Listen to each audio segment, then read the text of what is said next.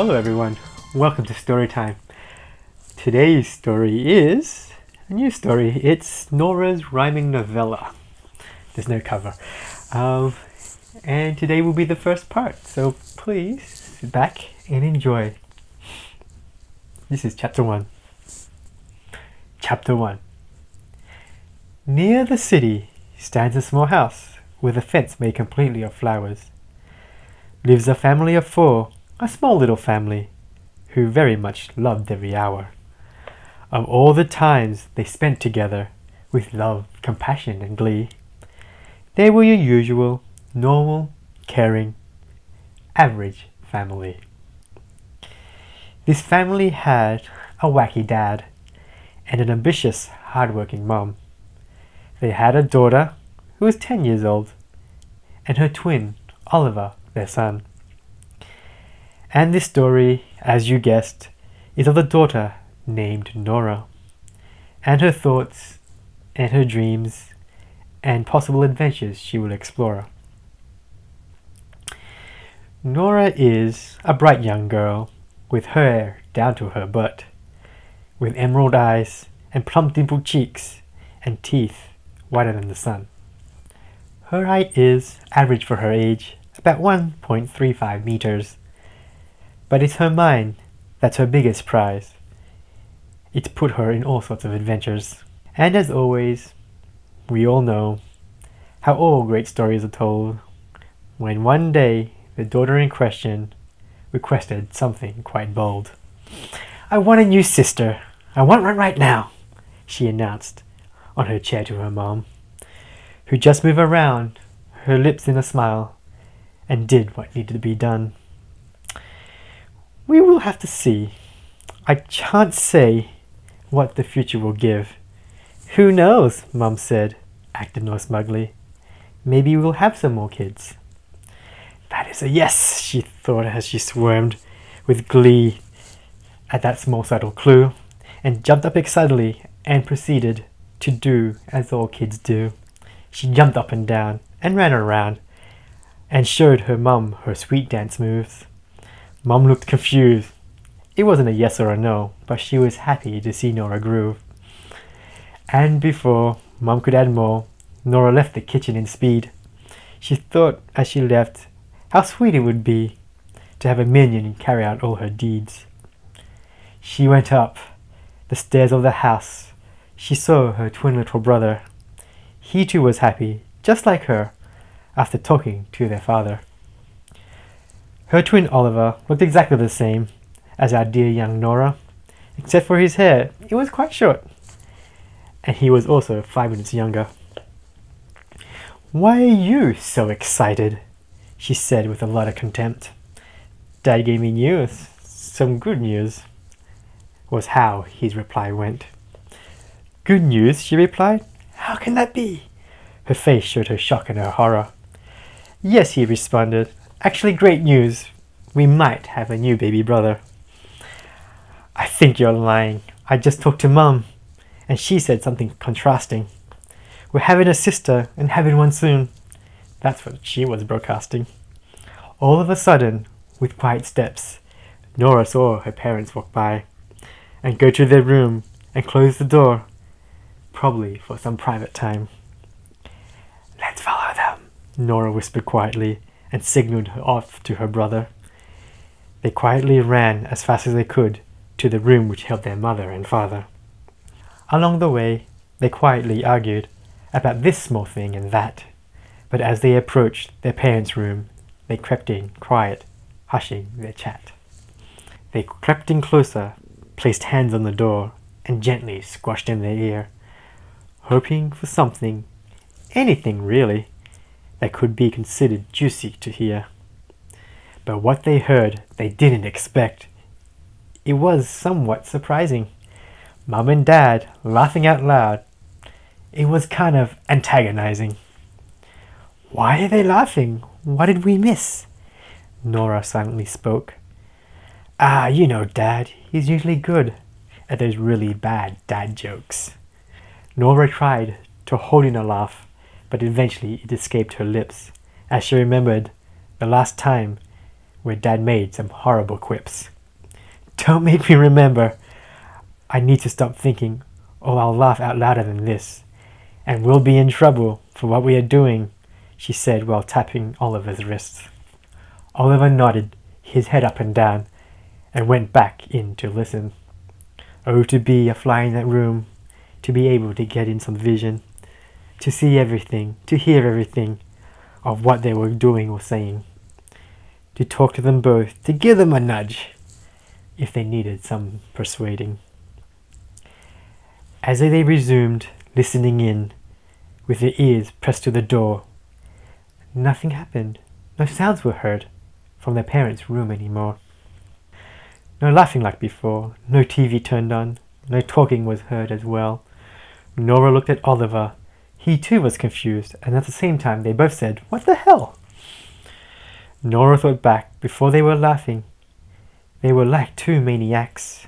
But now he was quiet, volume turned down, inside silent, like slumbering yaks. They probably heard when you let out that awfully short but loud chuckle.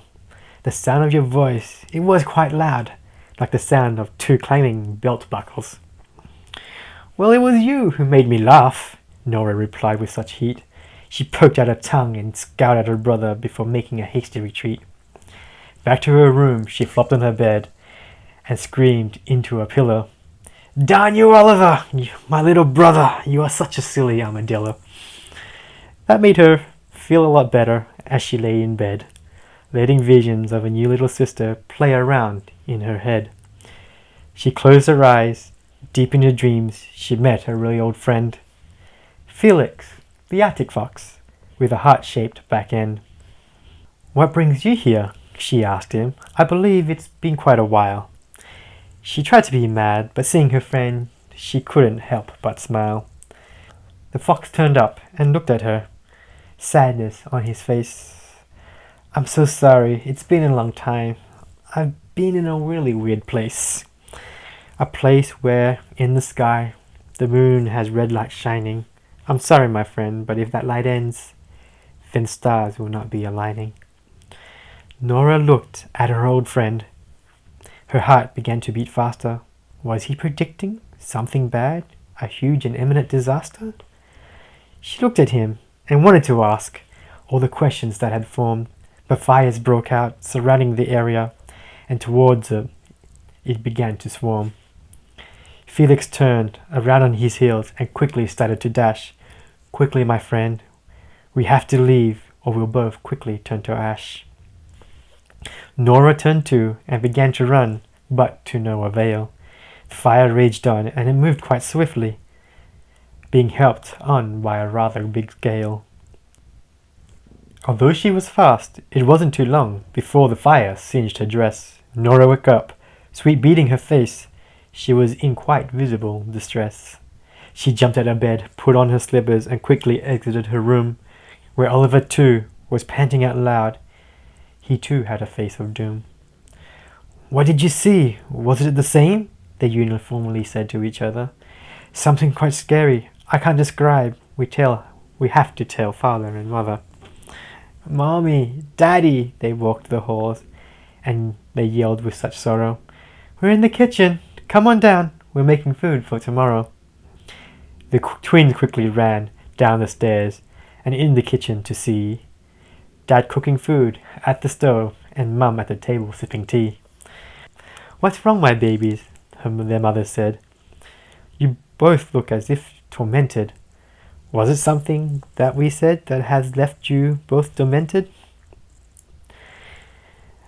Norah looked at Mum. She wanted to tell about what she had dreamt, but Mum and Dad both looked happy. She didn't want to break their content. "Do we tell him?" she quickly said, directly to Oliver through her head. He shook his head. "They look happy. We will have to deal with this dread." After the exchange, they both shook their head and came in and hugged Mummy tight. "We wonder if... is it possible to sleep in your bed tonight?" Mum looked at Dad. Although confused, she gave him a little smile. "Yeah, sure. We can do that. It has been quite a while." But before that, there is something that we have to tell you, and it will be something that will affect everyone, especially you two. Norah and Oliver walked around the table and pulled up a chair. They sat down next to Mum and allowed her to play with their hair.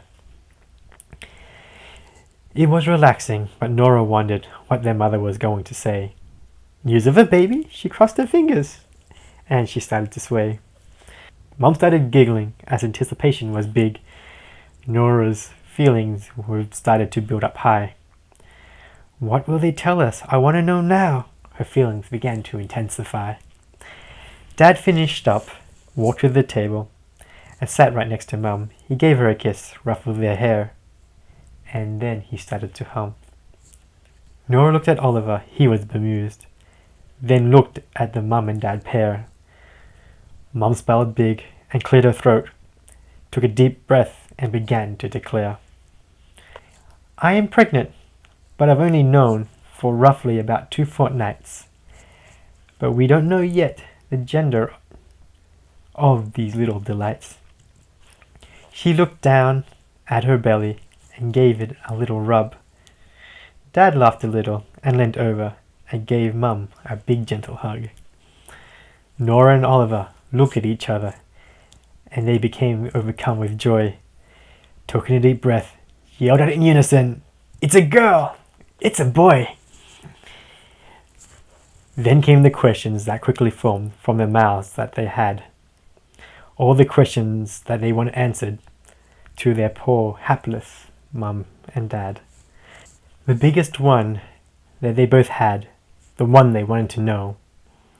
Why didn't you tell us? Was the one question Oliver and Norah would repeatedly crow.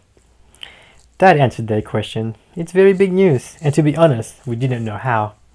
We didn't think that you would react the way that you're reacting now. Happy with that answer, and filled with excitement, questions they continued to ask. All throughout dinner, even with full mouths, their questions were steady and fast. Through clean-up time, through homework time, even through the times they watched TV, questions and questions and questions and questions, they asked them with such glee. And all throughout bath time and getting changed and throughout brushing their teeth, they wanted to ask more until Mum said, Stop! I think it's time to go to sleep. Before going to their parents' room, Norah wrote in her diary the happy news that happened today and when she would make an inquiry about the sex of the new babies. She was just so excited. She closed her book and walked to her parents' room feeling delighted. She got into their bed and squeezed in between their parents already lying there. Dad grabbed a book, got ready to read a story about the king's new hair. Shortly after, Oliver entered and clambered into the bed. Mum tucked him in and signaled to Dad for the story to be read. They listened carefully to the story until the pages were finished. Dad finally said, Time to sleep, and then the lights were extinguished. They closed their eyes and laid in their bed, the tiny family of 4. But soon this small family would expand and would not be so small anymore. So that concludes chapter 1 of Norah's rhyming novella. Please join me for part 2 next week, where we will have a different story. It'll be of Oliver, the twin that was mentioned in the story.